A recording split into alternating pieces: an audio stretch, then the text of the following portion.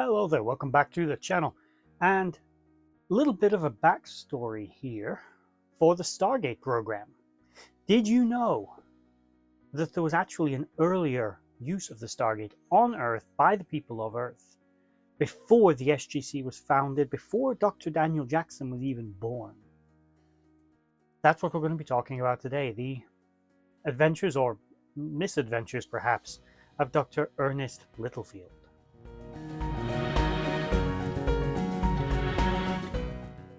Now, for some backstory context, the Stargate, of course, was originally found by Dr. Paul Langford. He found it, along with his daughter Catherine Langford, buried in the sands of Egypt for millennia. Not really knowing what they'd found, but knowing it was something special, they took it away for study. Now, in the 1940s, Langford and a team of scientists were all studying the gate, trying to understand what it was. His daughter at the time was engaged to a man who was involved in this program called Ernest Littlefield. Now, Littlefield had discussed the work a little bit, but what he didn't tell her was they were this close, this tiny little bit close to actually getting the gate to work, which they accomplished, but she was never told. What basically happened was they didn't have a dialing device. Of course, the DHD on Earth had been lost, unbeknownst to everyone. It had been found by the Germans around this time, and would eventually end up in the hands of the Soviet Union, who didn't really know what they had. That's a separate story, because of course the gate itself was buried by humans that rebelled against the Goa'uld about 5,000 to 5,500 years ago. And that's how it resulted in it being buried. But the dialing device was nowhere to be seen. So in the 1940s, they didn't know how to dial the gate, other than to manually turn the ring. They hooked up the gate to power generators, and they'd worked out a gate address. And it was on a similar trajectory to Abydos, which is how they were able to actually successfully dial it. But it wasn't Abydos. Unlike Abydos, there was no dial. As I said, it was not a good place. Now, Littlefield went through the gate on his own in a sort of diving suit, just in case what was on the other side wasn't friendly or was a bad environment. Turns out it was perfectly breathable, and the gate arrived inside of an ancient room, and the dialing device was up on a pedestal. But Littlefield, unbeknownst to him at the time, would never return. Not because he died, not because he befell an accident, but he walks out into this structure and begins to explore. When he checks the dialing device, this facility, this entire base, was built on a cliff face that was slowly falling into the ocean. And with the tumbling rocks, some of them had fallen on the dialing device and had damaged the circuitry and the crystals inside of it. Now, the thing could be fixed, but he didn't have the knowledge or the expertise to do it. Even Captain Samantha Carter didn't know how to fix this when she came to it at first. It would be something that perhaps later down the line I think she would have known how to fix, but at the time she didn't know how to repair it. How the crystals would go back in, how to make it work, and they simply didn't have the time because a new storm was coming in, which was likely going to take out the entire building this time, as it was slowly tumbling into the sea, as I'd said. But 50 years earlier than that, in 1945, Littlefield had done it. He did the work that Dr. Jackson had done. So Dr. Jackson, yeah, he's still a pioneer. He still did all his accomplishments, but Littlefield did it first. And he proved it. He got here. Now, what this place actually was not Goa'uld, because one of the reasons they had they were trying to convince General Hammond to let them go, aside from, as Hammond would put it, ultimately, as he was an absolutely amazing general for the SGC, was simply, well, the man might be alive. It's a rescue mission, pure and simple. He's an American hero. He's a hero of the human race at the time, a pioneer. They needed to get this man back, at least see what happened to him. So just going for that reason was enough.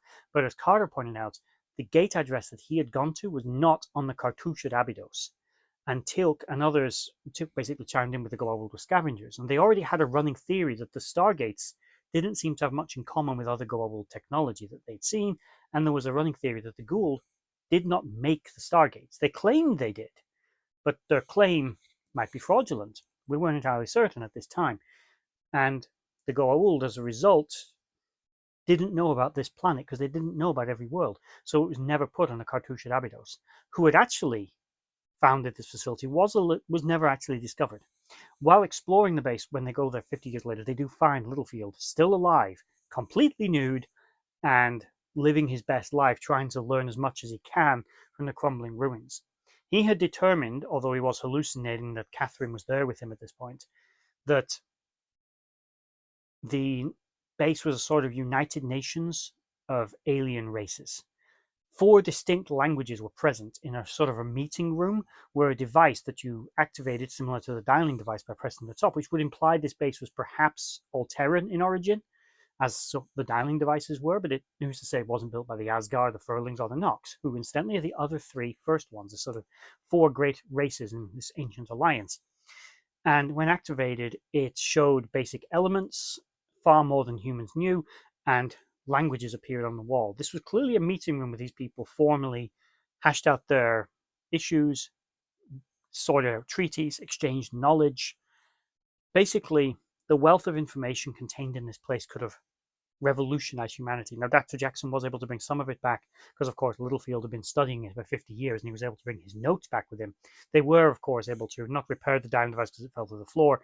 The short version is they hooked up lightning rods to the Stargate, got lightning to strike it, and then manually dialed it.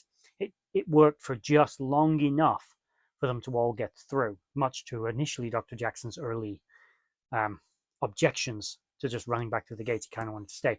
Attempts to redial the planet, as O'Neill kept saying to him, look, we will just come back when the storm is gone, failed because likely the Stargate got buried. It's not possible that the Stargate was destroyed simply by the building it was in collapsing on it. They're stronger than that, but they couldn't dial it for whatever reason. It had it was likely buried and they just couldn't dial it. Although that is a little contradictory to later canon, but let's not worry too much about it. The actual base itself, though, is fascinating. It is a great loss to the galaxy that all the knowledge in it was not able to be preserved. Although, again, as O'Neill would point out, maybe we find the races whose languages that belong to, and we just ask them what it said, which, spoiler alert, eventually that's exactly what they do when they encounter the Asgard later on down the line. By this point, they'd already met the Nox, they just didn't know the Nox were one of them. And of course, the Ancients would go on to feature very heavily in the gathering of knowledge and information that humanity would accumulate on its travels across multiple galaxies by this point. The Furlings were never actually encountered, although it was speculated by O'Neill that they were small furry creatures similar to an Ewok. Ewok. Anyway, the entire planet was not destroyed, just the base.